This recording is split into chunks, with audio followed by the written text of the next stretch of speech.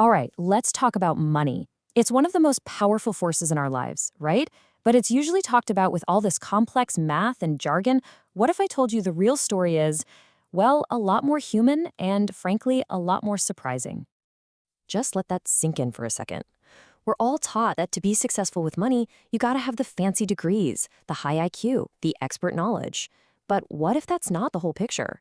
What if it's not even the most important part of the picture? To really get this, we need to look at a real-life puzzle. I mean, this is a story that just flips everything we think we know about money completely upside down.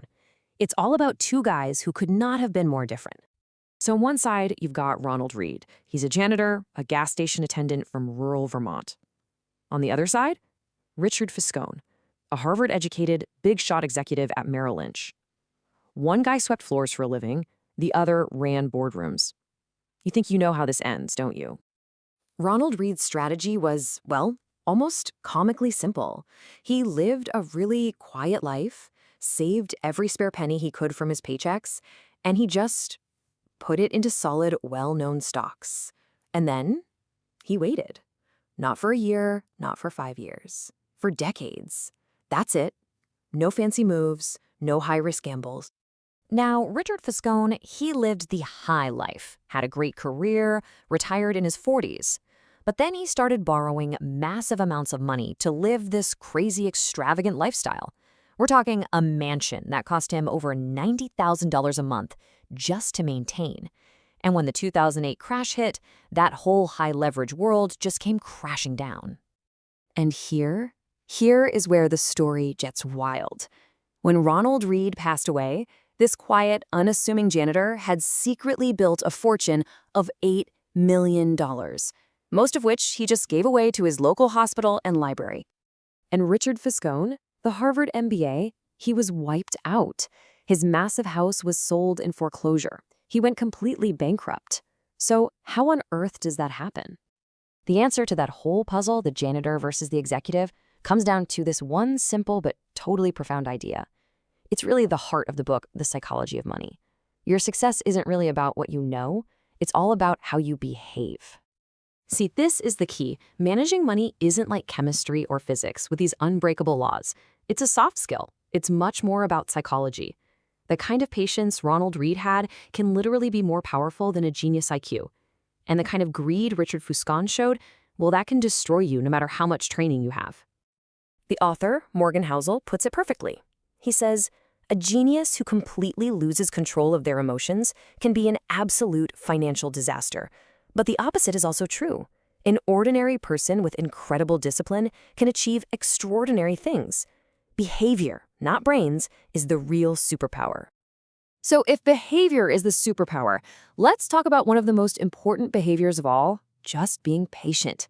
And to do that, there's no better case study than maybe the most famous investor on the planet. We all know Warren Buffett is a brilliant investor. I mean, the guy's a legend. But his skill alone doesn't really explain his insane level of success.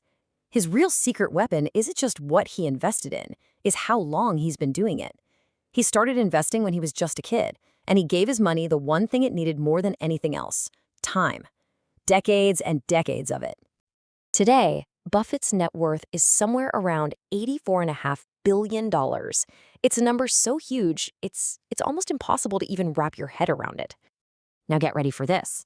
Of that unbelievable fortune, over 99% of it, $84.2 billion, was earned after he blew out the candles on his 50th birthday cake. That is the absolutely mind-bending power of compounding when it's given a very, very long time to work its magic. So the real lesson here isn't to try and hit a home run on every single investment. It's about getting pretty good, solid returns and just being able to repeat that process for the longest possible time. That's the real secret sauce. Consistency and time, man, they're your weapons. Okay, but building wealth, that's really only half the game. There's a whole other skill, one that's actually much harder, and it takes a totally different way of thinking. And that's keeping it. So let's talk about Jesse Livermore. He was one of the greatest stock traders of his day. In 1929, he made what would be $3 billion today by betting against the market. He was on top of the world. But his confidence, it just turned into total recklessness. He kept making bigger and bigger bets until, poof, he lost it all. And his story shows this perfectly. The skills that get you rich are often the exact opposite of the skills that keep you rich. Getting wealthy takes risk and optimism, but staying wealthy, that takes humility. It takes a little bit of fear, a little bit of paranoia that knows just how quickly it can all disappear. Warren Buffett said something really sharp about this once. He said, some people risk things they do have and absolutely need, like their capital and their reputation, all to get something they don't have and don't even need. It all comes down to the hardest skill of all, knowing when you have enough, knowing when to stop moving the goalposts. So, what's the point of all this then? If getting more and more isn't the goal, what is? Well, that brings us to the most valuable thing that money can possibly buy. This. This is it. This is the whole endgame. True wealth isn't about a number in your bank account or a fancy car. It's about freedom. It's the ability to wake up and have control over your day, over your life. And look, this is not some abstract idea. This is incredibly real. It means being able to take a sick day without panicking about the bills. It's having the power to walk away from a terrible job and wait for a good one. It's the freedom to make choices based on what you want to do, not what you're forced to do. Every dollar you save is basically you buying back a little piece of your future freedom. And that, at the end of the day, is the ultimate dividend. It's the most valuable thing money pays. Not stuff, but control over your time. The simple, priceless freedom to live your life on your own terms. So, I guess I'll just leave you with this question to think about. Look at your own life, your own finances, and ask yourself, is your money buying you more freedom?